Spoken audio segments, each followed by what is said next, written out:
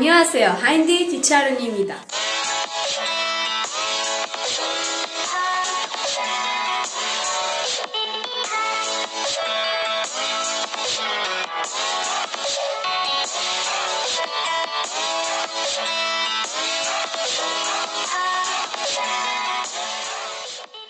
في الفيديو ديال اليوم كما شفتوا العنوان اليوم غنقدم لكم ان غاتو ولا كيك ديزاين من جوج ديال الطبقات، او نقدروا نقولوا ان بوفي ديال خطوبه اولا زواج.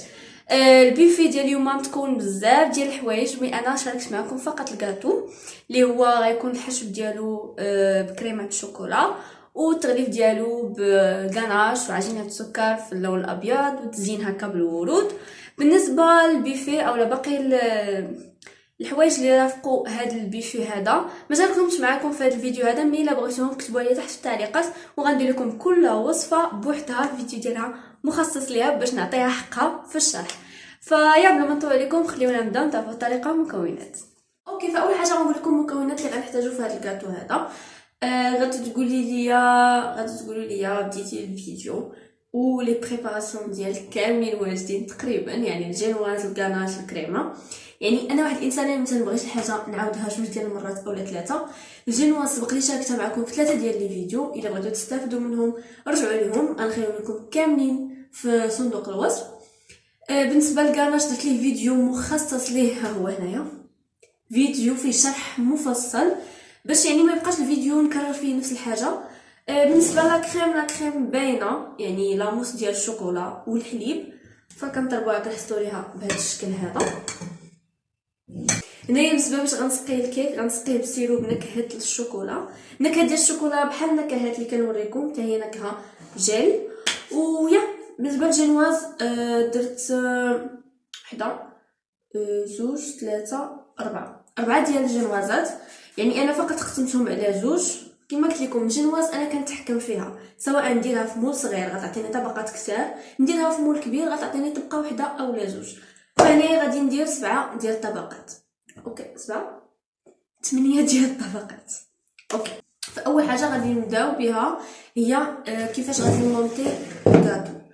هنا عندي هذا البابي هذا سبق لي شاركته معكم في الكاطو ديال يعني بحال هذا نيت كيك ديزاين جوج ديال الطبقات، والسيركل طبعا اللي غادي نجمدو فيه الكاطو. هنايا باش غادي نثبتو هذا غادي نحلو سيركل، يعني غنخليو فراغ ما بين الكيك اولا ما بين الجينواز والسيركل. غادي نحطو هذا يكون قد الجينواز. اوكي، فاش غادي نكون قدها غادي نبداو باش نزيرو السيركل بهذا الشكل هذا حتى نوصلوا للحجم ديال الجينواز، يعني غادي نثبت بهذا الشكل هذا. اوكي، شنو الفائده ديال هذا؟ الفائده ديالو هي اننا ملي غنحطوا الكاناش من الجوانب وغادي نبداو نحيدوا السيركل، الكاناش غادي يبقى محافظ عليه هذا البابي هذا. زائد انه الا كان الكاطو عالي بحال في الحاله ديالي انا غادي تستافدوا من العلو ديالو، ماشي فقط العلو ديال هذا السيركل هذا. وصافي بهذا الشكل هذا. دابا غادي نبداو، اول حاجه غنبداو هي غادي نسقيو بالسيرو ديال القهوه ديال الشوكولا عفوا.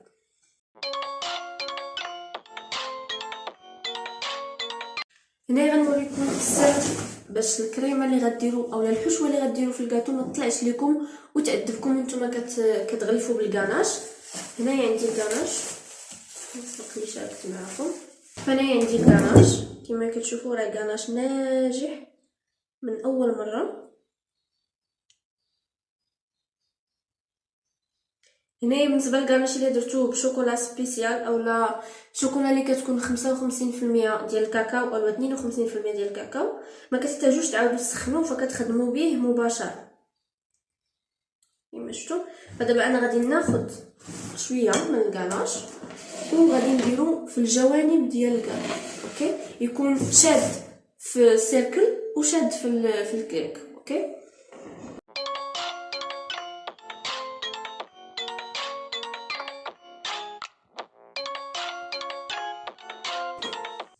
انا كما كتشوفوا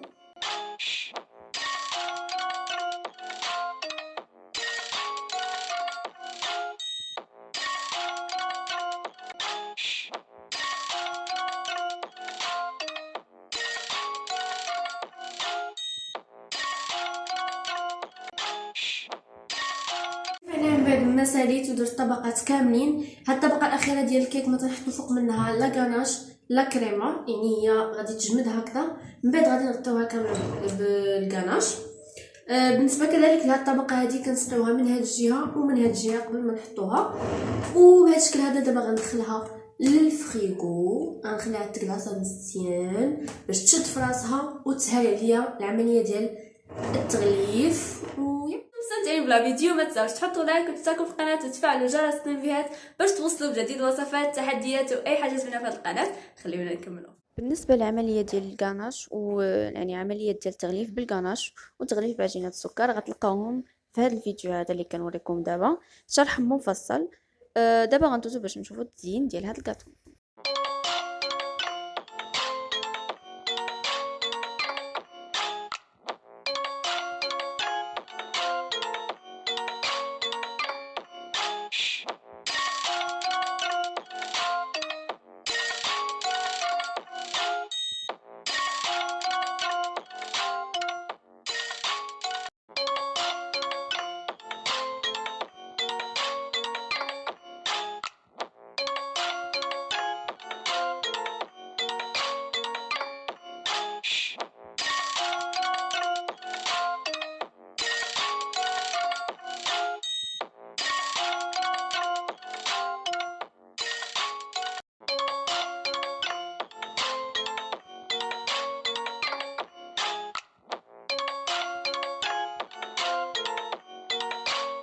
او كيف من مساليت التزيين ديال البياس مونطي اولا الكيك ديزاين ديالنا اليوم. كما قلت لكم هو بيفي ديال الخطوبه اولا الزواج، فكانوا عندي بزاف ديال البريباراسيون ما صورتش معكم اولا ما صايبتهمش معكم في كاملين، فدابا غنوريكم هكذا واحد شويه شنو وجدت. هنايا وجدت دي ترونش اللي كلاصيتهم بكلاصاج روشي بذوق ديال الكوك اولا جوز الهند. هنايا دي كوب كيك اللي زينتهم بالكريمه، كوب كيك بالشوكولا زينتهم بالكريمه وعجينه السكر طبعت عليها الحرف الاول من اسم العروس والحرف الاول من اسم العريس. هنايا عندي دي تارت لي شوكولا وتارت فواكه، كذلك دي ترونش بذوق الفريز اللي جاو زوينين صراحه. وهنايا دي ماغنو اللي درتهم دي ماغنو نفس اللي جاو اللي صايبت معكم، قلصتهم بشوكولا بيضاء وزينتهم بسبرينكلز في الذهبي. وهنايا صابلي بيرسونيل اللي سبق اللي شاركته معكم، غنحط لكم هنايا الفيديو الا بغيتو تمشيو تشوفوه. صابلي اللي تيجي زوين بزاف بزاف بذوق الحامض، طبعت عليه السميه ديال العروس والعريس. وهنايا دي ترونش او شوكولا زينتهم بناباج بنكهه الفاني وزينتهم بهذيك اللويزه وشويه الورق الذهبي، تيجيو زوينين صراحه. هنايا لي ماغنون درتهم بذوق جوز الهند والبسكوي، تيجيو زوينين، تعطي واحد المذاق اللي هو زوين بزاف. فنخليكم تشوفوا البيفي ونخليكم مع الاحتفاليه اللي حضرت ليها. وما نساوش نباركوا لعرسان محمد وحنان، وكنتمنى لكم ان شاء الله حياه سعيده بالرفاه والبنين، ونخليكم مع الاحتفال والبيفي كامل.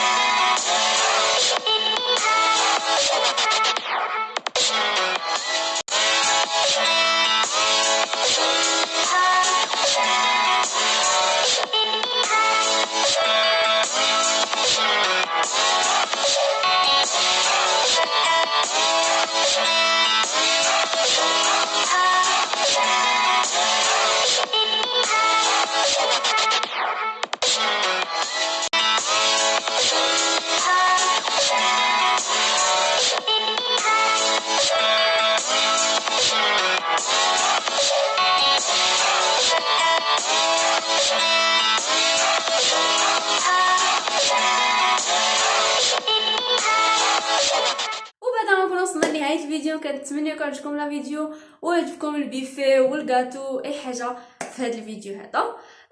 كنتمنى يعجبكم البيفي كامل الطريقه باش رتبتو. بالنسبه للصابلي سبق لي بالنسبه للصابلي سبق لي شاركت معكم في هذا الفيديو هذا، نخلي لكم هنايا في شرح مبسط وطريقه سهله اللي تخدموا به كميه كبيره في نفس الوقت طريقه اللي عمليه. كذلك بالنسبه لي ترونش سبق لي شاركتهم معكم، ها هما شاركت معكم بجوج ديال الاذواق، الحامض والفخيز. بالنسبه لي ماغنون كذلك شاركتهم معكم في هذا الفيديو هذا. نفس يعني كنبدل فيهم غير التزيين. بالنسبه لي كاب كيك شاركت معكم او شوكولا، مي ان شاء الله غنشارك معكم ديال الفخيز وطريقه ديال التزيين ديالهم بالكريمه. شنو باقي؟ باقي ليا هاد لي طاخت اللي وريتكم في البيفي.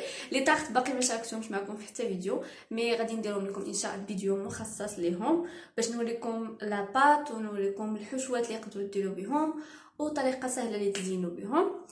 ويا كنتمنى ما نكونش نسيت شي حاجه. يا صافي فبدا نقول لكم سلامه حتى الفيديو الجاي ان شاء الله. باي باي.